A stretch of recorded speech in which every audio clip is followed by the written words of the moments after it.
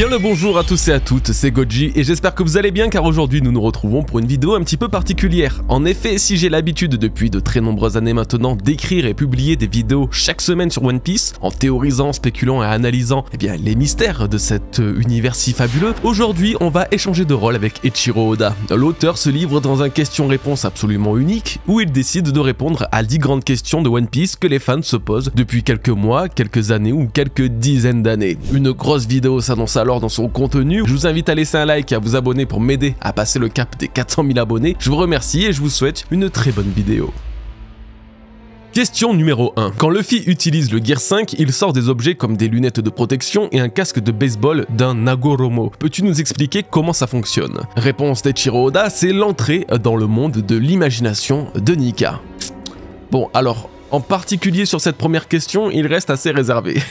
Le Hagoromo, c'est donc cette substance nuageuse flottante générée par Luffy lorsqu'il se transforme en Gear 5. Comme nous avons effectivement pu le voir sur Egghead, ces nouveaux pouvoirs lui permettent de créer des objets à partir de ces nuages, d'où la question du lecteur. La réponse d'Oda peut sembler assez logique puisque depuis le chapitre 1044, nous apprenons du Gorosei que Nika peut se battre selon sa fantaisie avec son imagination comme seule limite. Du coup, je viens de me rendre compte qu'il y a peut-être une subtilité à son pouvoir et qu'il n'est pas exactement comme je le pensais. Nous sommes d'accord qu'en tant que Zoan éveillé avec des pouvoirs de Paramecia, Luffy peut influencer son environnement. C'est le propre de leur éveil d'après Doflamingo, Katakuri et même Kaido. Eh bien l'utilisation du Gear 5 plongerait alors ses ennemis et alliés autour de lui dans l'environnement, dans son propre monde imaginaire, comme si autour de lui se trouvait une zone dans laquelle n'importe qui s'y trouvant se retrouve affecté par ses pouvoirs. Il y a beaucoup de retrouvés dans cette phrase, je viens de m'en rendre compte. Un pouvoir qui rappelle exactement ceux d'un personnage qui va vous surprendre, Soul King Brook. Sa technique post-ellipse partie musique plonge ses adversaires dans un monde imaginaire dans lequel ils sont convaincus de vivre alors que ce n'est qu'une illusion. Et dans ce même monde, Brook prend exactement la position de Luffy, sautant à la pleine lune. Ce que j'entends par là, c'est qu'en plus d'avoir teasé le principe du Gear 5 dès l'île des hommes poissons, Oda fait de Luffy le propre maître de son monde imaginaire irradiant de ses pouvoirs lorsqu'il se transforme en Gear 5. C'est son éveil et l'influence sur l'environnement qui plonge les alliés et ennemis dans le même monde imaginaire que le dieu soleil. Le moyen le plus sûr et simple de vaincre Luffy en Gear 5 serait alors, contre toute attente, de briser ce monde imaginaire, empêchant les facéties du dieu soleil, un pouvoir que seul Imu pourrait alors posséder.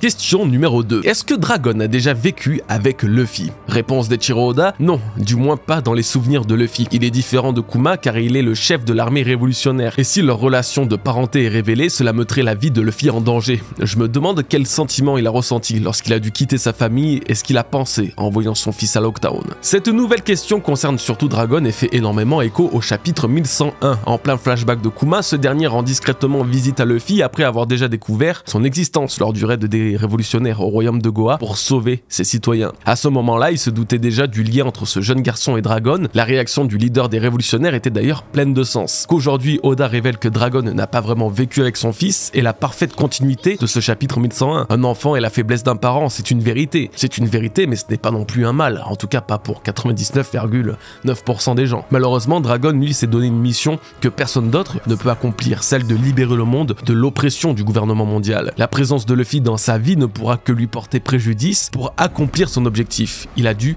s'en détacher. Pour autant, et tout comme n'importe quel parent digne de ce nom, il doit avoir au fond de lui un regret de ne pas avoir vécu auprès de son fils. C'est la raison pour laquelle le parallèle avec Kuma et Bonnie est particulièrement beau. Cet enfant qui n'est pas le sien et qu'il n'a pas choisi d'abandonner volontairement fait un parfait contraste avec Dragon qui a dû se séparer de son fils pour accomplir le plus grand objectif de sa vie.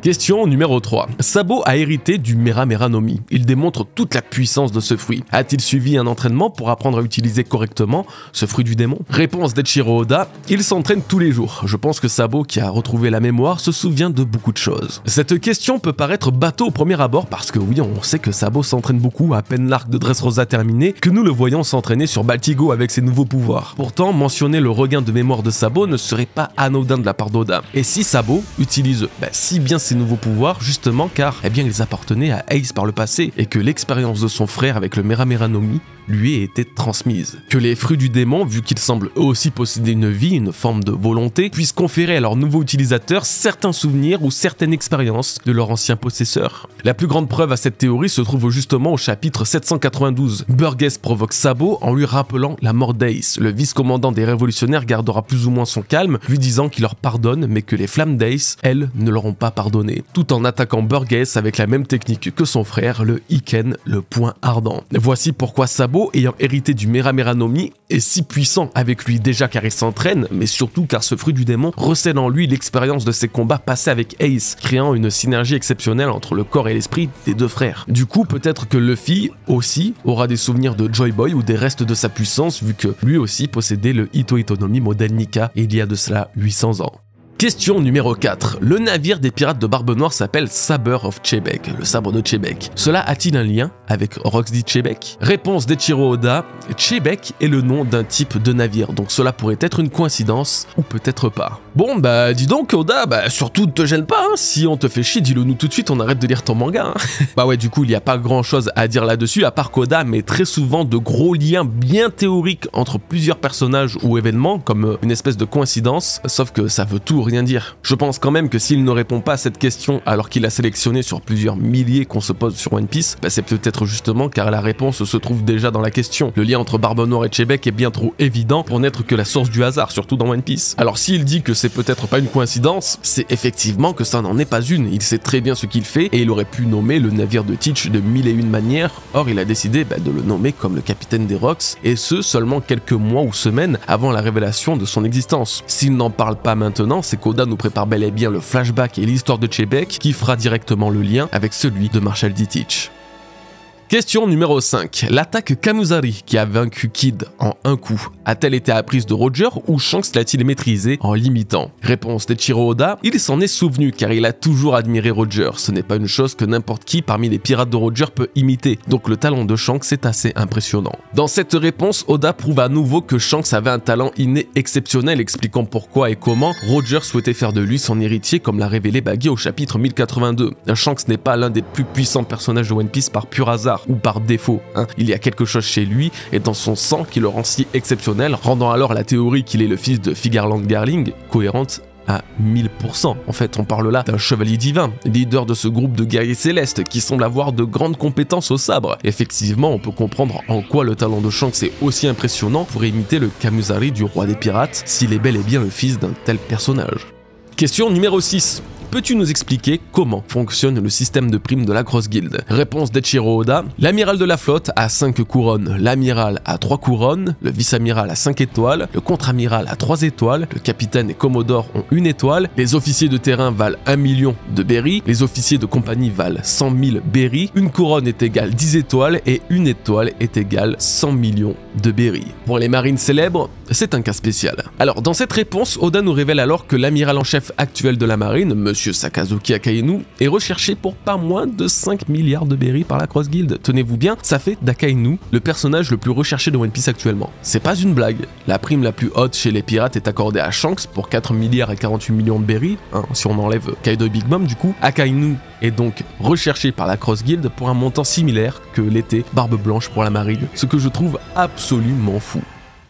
Question numéro 7. En tant que 10e capitaine de l'équipage de Barbe Noire, quel genre de travail fait Kuzan à Aokiji? Et a-t-il des subordonnés? Réponse d'Eiichiro Oda, il a des subordonnés. Il n'est pas du genre à obéir à tout ce que dit Barbe Noire. Pour Kuzan, être membre d'un équipage de pirates n'implique pas nécessairement de faire de mauvaises actions. Cela signifie plutôt vivre librement. Cependant, en tant que membre de l'équipage de Barbe Noire, il semble qu'il ait causé aussi de nombreuses victimes. Cette question-réponse permet alors d'en savoir un peu plus sur la mentalité d'Aokiji et elle reste pour le coup assez fidèle à ce que me disait mon instinct sur lui. Kuzan ne cherche pas à faire de Barbe Noire le roi des pirates, comme pourraient le faire ses autres subordonnés. Il profite juste de la liberté accordée par son nouveau statut, car comme lui disait si bien Barbe Noire au chapitre 1081, chacun a des plans en tête totalement différents. C'est ce qui fait de eux des pirates. Alors oui, Aokiji bosse quand même pour lui, mais les victimes qu'il a causées ne doivent sûrement pas être des enfants de cœur. On ne peut le nier, Kuzan est loin d'être un monstre, sinon il aurait pu arrêter les Mugiwara à de multiples reprises. C'est un très bon gars, et sa présence au sein de l'équipage de Barbe Noire a un sens tout autre que simplement l'aider dans son ascension. Ce qu'il combattait autrefois, la piraterie, a finalement été pour lui le seul remède, la liberté.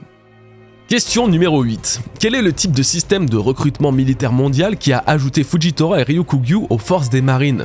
Réponse d'Eiichiro Oda, les pays affiliés au gouvernement mondial ont leurs propres soldats pour se protéger. Grâce au recrutement militaire mondial, les marines renforcent leur armée en recrutant les soldats les plus compétents de ses rangs. Ce recrutement a également été un déclencheur de la récente révolution des 8 nations, car l'affaiblissement des forces de défense nationales pourrait avoir contribué au succès de la révolution. Partie peut-être un peu compliquée, mais je vais vous expliquer, mais qui est surtout très intéressante pour le coup, parce qu'elle permet d'éclaircir le mystère autour de cette révolution et surtout dans la façon de procéder du gouvernement mondial dans le recrutement de ses forces. Ce recrutement militaire mondial aurait également pu être dépeinte à travers le flashback de Kaido. Lui qui était un si puissant guerrier du royaume de Vodka s'est vu être arrêté par la marine qui a lancé une conscription pour qu'il combatte pour elle. La marine et le gouvernement décident simplement d'extraire les plus puissants guerriers de chaque royaume pour les utiliser à leur guise quoi. Ça affaiblit donc la défense et la force de cette armée, les rendant beaucoup plus vulnérables. J'en profite également pour vous révéler l'histoire de Fujitora et Ryukugyu vu que c'est totalement dans le thème et qu'elles viennent tout juste d'être dévoilées dans le dernier SBS de One Piece. Ryukugyu Aramaki vient de South Blue. Il était officier de police du royaume de Taya et a causé un grand incident impliquant une femme, ce qui l'a conduit en prison. Sa réputation de posséder une force extraordinaire est parvenue aux oreilles du gouvernement. Il a alors été recruté dans la marine et a immédiatement obtenu une promotion spéciale au rang d'amiral. Fujitora Isho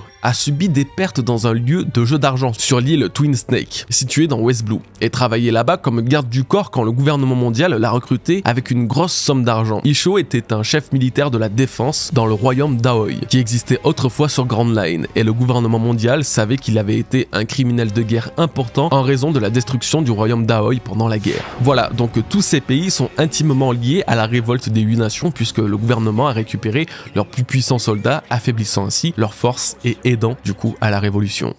Question numéro 9. Peux-tu nous parler de l'incident de Rocky Port qui a fait de Kobe un héros? Comme l'expliquer en détail prendrait trop de temps, voici un résumé. En apprenant que l'île des pirates détenait un poneglyphe important, l'eau a détourné un immense navire de passagers appelé le Rocky Port et a infiltré l'île. Ce navire transportait le roi et des nobles importants d'un certain pays. Cependant, le navire que l'eau voulait détourner était en fait un vaisseau de contrebande sous le même drapeau que celui de la nation d'où venaient le roi et les nobles importants et est impliqué dans des affaires avec l'île des pirates, ce qui a mené à de gros problèmes. L'eau a affronté les pirates et peu de temps après, Kobe et Barbe Noire sont arrivés séparément sur l'île pour leurs propres raisons et ont uni tous les trois leurs forces. À la suite de cet incident, Barbe Noire est devenu le roi de l'île des pirates, l'eau a été reconnu comme l'un des Shichibukai et Kobe a été acclamé comme un héros. Ok, alors avant de commencer cette nouvelle question, je voulais vous dire de faire attention à la traduction car certains mentionnent la présence d'un poneglyphe, d'autres non, donc pour l'instant on ne sait pas encore le vrai du faux. Moi dans le doute je vous laisse la partie avec le poneglyphe et si c'est faux, eh bien tant pis. Merci à vous,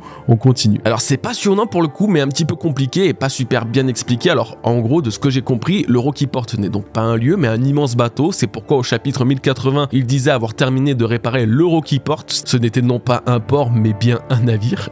Il semble, sauf si j'ai pas très bien compris, qu'un royaume important faisait des transactions avec l'île des pirates qui était autrefois dirigée par Ochoku. Donc on parle sûrement de commerce d'esclaves ou en tout cas d'un lien avec la pègre, la mafia de One Piece et donc de tout ce qui peut aller avec comme les médicaments, les armes, certains matériaux rares comme le bois d'Adam. Enfin en gros, il y avait du commerce illégal du marché noir de One Piece. Ce n'est qu'en combinant sa force avec Kobe et Law que Teach est parvenu à vaincre le roi de la ruche, donc Ochoku, cet ancien membre de l'équipage de Chebek, justement gardé en tout cas sur son île un important poneglyphe, raison pour laquelle Law et Teach s'en sont peut-être intéressés. Est-ce un rod poneglyphe pour autant? Je ne pense pas. Le dernier rod poneglyphe manquant appartient à l'homme à la cicatrice de feu et ni Law ni Barbe Noire ne l'ont récupéré. Il s'agit davantage d'un des poneglyphes importants constituant le Rio Poneglyph et donc qu'il doit receler des informations sur le siècle oublié et peut-être même certaines armes antiques. Voilà, donc Oda ne parle pas de Ochoku alors que c'est vraiment le plus intéressant de cette histoire, c'est la preuve qu'il va sûrement le développer dans la trame principale de son œuvre, tout simplement.